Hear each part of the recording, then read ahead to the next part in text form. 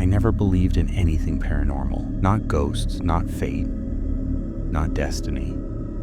I believed in logic, in patterns, by coincidence.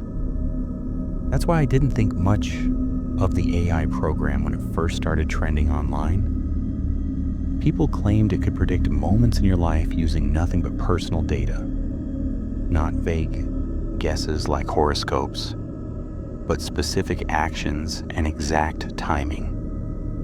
I assumed it was just another novelty. Still, curiosity got the better of me. The interface was empty and sterile. A white screen with a blinking cursor and a short list of questions. My name, my age, my city, my job, and whether I was in a relationship. It felt harmless, like filling out a survey. When I pressed enter, the program paused for several seconds before responding. At first, the predictions were unimpressive. It said I would wake up 10 minutes later than usual the next morning, that I would ignore a call from an unknown number, that I would buy coffee at exactly 3:14 p.m. I laughed. Anyone could guess those things. It felt deliberately vague. But the next day, every single thing happened exactly the way it said it would. I woke up late. An unfamiliar number rang my phone, and I ignored it. At 3:14, without checking the time, I ordered coffee. That should have unsettled me, but instead I told myself it was coincidence. So I tried again. The second prediction said I would spill a drink on my desk that night. I closed the laptop and forgot about it. 3 hours later, while reaching for my phone, my elbow knocked over a glass of water. It soaked into my keyboard and shut my computer down instantly. I stood there staring at it, my heartbeat suddenly loud in my ears. After that, I couldn't stop testing it. Each night I entered another question. Each morning I watched the answers come true.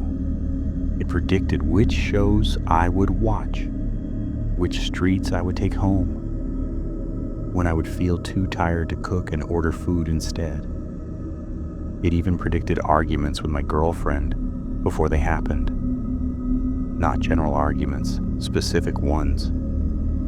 It once said we would fight about leaving the lights on. We did. It once said she would forget her keys. She did. It once said I would sit awake at night wondering if the program was really predicting anything at all. I did.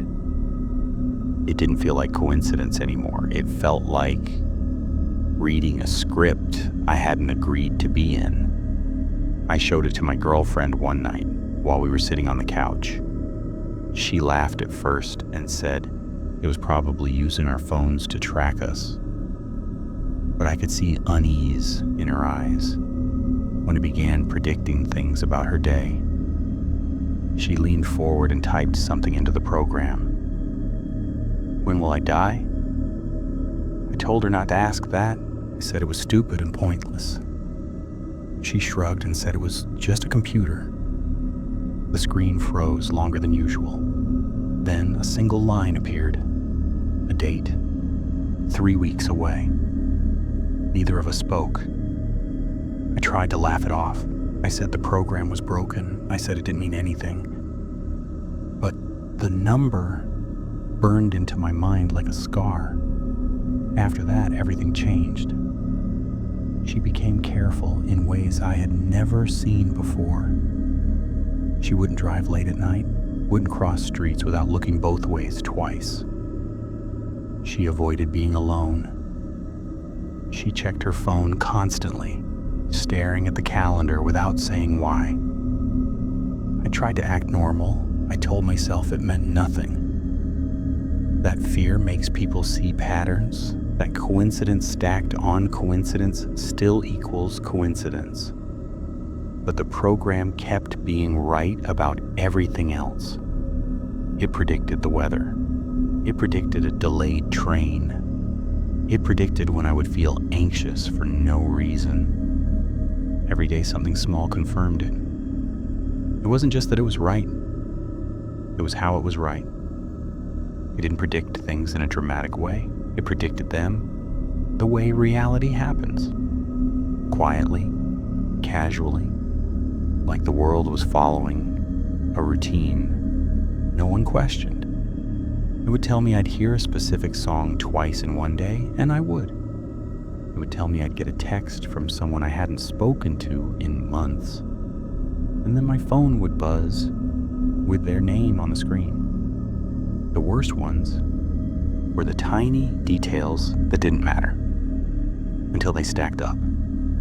It said I would hesitate before opening a door because I'd have the sudden feeling someone was standing on the other side. I did. It said I would look down at my hands at some point and feel like they weren't mine for a second. I did.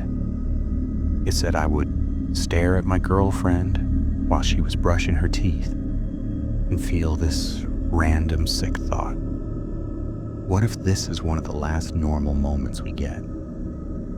After that, I couldn't unthink it. I stopped asking the AI new questions, but the predictions were already in my head. I'd catch myself checking the clock just to see if it matched what I remembered reading. I'd flinch whenever my phone rang. I'd listen harder to street noise outside the apartment, like the world was giving me hints I didn't want. And every time something happened exactly the way it said it would, it felt less like I was living my life and more like I was watching it play out. The closer the date came, the heavier the air felt in our apartment. We stopped making future plans. We talked in shorter sentences. Sometimes we would sit together in silence, listening to the clock. On the final day, I told myself nothing would happen. We stayed inside most of the morning. We watched TV. We talked about random things. I avoided looking at the time. She left for work in the afternoon. She never came home. A drunk driver ran a red light and hit her car.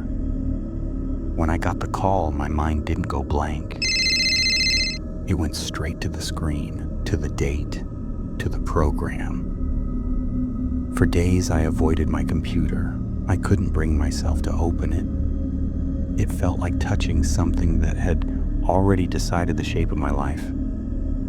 When I finally did, the interface looked exactly the same. So I asked it a new question. What happens next? The response took longer than usual. Then it began listing things. It said I would stop answering messages, that I would replay the accident in my head every night, that I would feel like time had slowed down, that I would wonder if any of my choices mattered anymore. Every line felt invasive.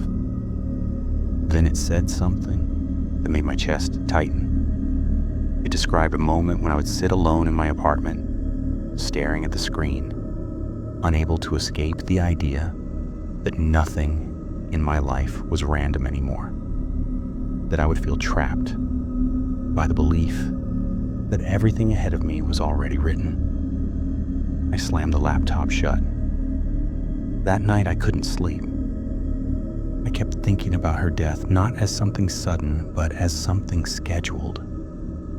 Like her life had been an appointment the universe kept. The next morning I unplugged the computer and shoved it into my closet. But the predictions didn't leave me. I still noticed patterns. The timing. The way events lined up too perfectly. It felt like once I believed in fate, I couldn't stop believing in it. Sometimes I wonder if the program actually predicted the future, or if it simply taught me to see my life as something already decided.